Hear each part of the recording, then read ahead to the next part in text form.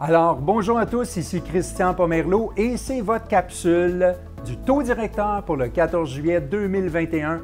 Alors, encore une fois, il n'y a pas de changement, mais j'ai des informations pour vous qui vont peut-être vous être utiles. Alors, premièrement, la BDC a annoncé qu'il maintenait le taux directeur encore une fois à 0,25 %. Fait que pour les connaissants, ça veut dire que le taux d'escompte est maintenu à 0,5 % et le taux de rémunération des dépôts est à 0,25 %. Les rachats d'actifs par la banque continuent, mais à un rythme de 2 milliards par semaine. C'est assez différent de ce qu'on avait à la fin de l'an dernier, qui était pas loin de 5 quelques milliards à toutes les semaines. Puis ils vont faire ça jusqu'à ce que les indicateurs démontrent une reprise adéquate pour tous les genres de cibles de la BDC. Donc, la Banque du Canada s'engage encore sur la voie d'un resserrement monétaire en réduisant ses achats d'actifs. Par contre, la Banque semble pas vouloir hausser ses taux directeurs avant que les capacités excédentaires de notre économie soient comblées. Et ça, c'est prévu pour le milieu de l'année 2022 environ.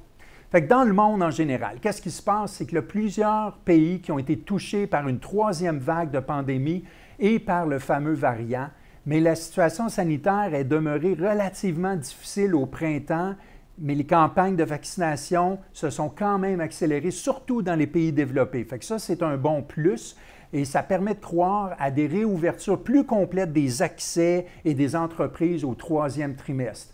Fait que les économistes de la BNC, la Banque nationale du Canada, maintiennent leur prévision de croissance économique mondiale à 6 % pour cette année.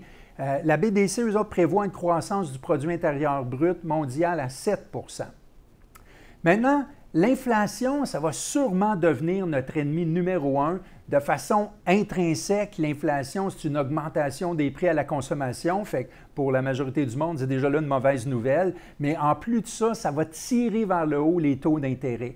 Puis aux États-Unis, l'inflation a atteint 5 %. C'est son plus haut niveau depuis 2008.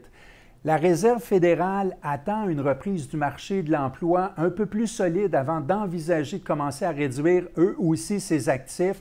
Donc, elle est prête à continuer sa politique stimulatrice jusqu'à ce que le taux d'emploi remonte. Puis selon la Banque nationale du Canada, encore une fois, la croissance américaine devrait être de 6,9 % en 2021 et réduire à 4,3 % en 2022. Au Canada, on a vécu une vague COVID printanière qui était forte contre l'économie canadienne, mais l'efficacité de la campagne de vaccination au Canada a fait en sorte qu'on a une rapide diminution des cas d'infection. Mais le rebond de l'économie au troisième trimestre pourrait être assez puissant. Fait que la consommation est repartie et les ménages créent une pression sur l'économie qui va se traduire définitivement par un potentiel d'inflation.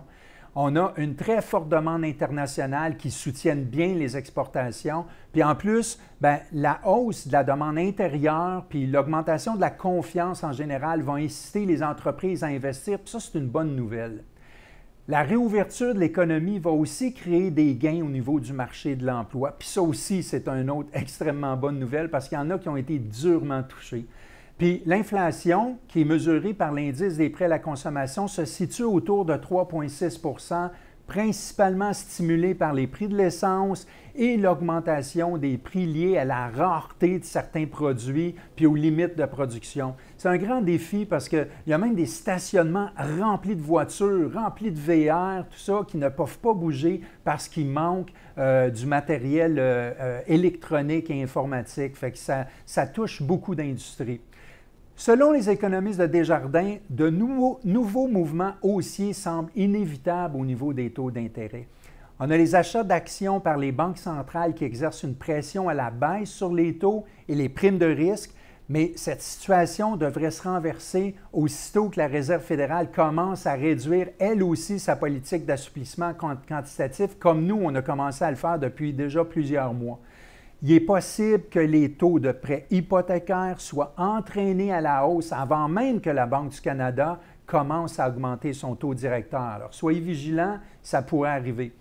En ce moment, la pression inflationniste provient principalement de l'augmentation des prix des biens, mais il est à prévoir sous peu que l'inflation va aussi se faire ressentir pour les services. On voit déjà au niveau de la restauration, au niveau des voyages. Même hier, aux nouvelles, il parlait d'un voyage qui coûtait à peu près 6 000 coûte environ 10 000 cette année. Donc, on voit qu'il y a une très grande pression là, à la hausse au niveau de ces prix-là. Donc, la prévision de croissance économique pour le Canada en 2021 suit celle de l'économie mondiale, c'est-à-dire environ 6 %.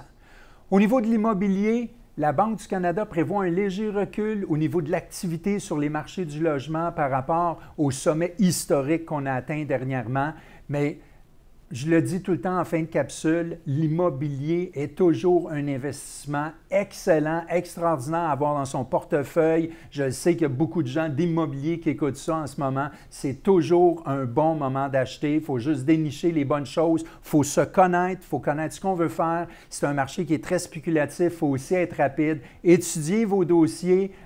Faites confiance à des professionnels et puis les choses vont aller. Je vous souhaite un excellent succès pour toutes vos démarches au niveau de l'immobilier. Et en termes de référence, pour tous ceux qui s'intéressent, ma capsule ici est basée sur les études économiques de Desjardins, leur section prévision des taux de détail. J'utilise aussi les annonces et communiqués de la Banque du Canada et le mensuel économique de la BNC dans la section des marchés financiers. Alors, ici Christian Pomerleau, je suis courtier hypothécaire commercial pour PMML. Je suis spécialisé en financement multilogement et commercial pur et je peux être joint au christian.pomerleau@pmml.ca. Je vous souhaite une super semaine.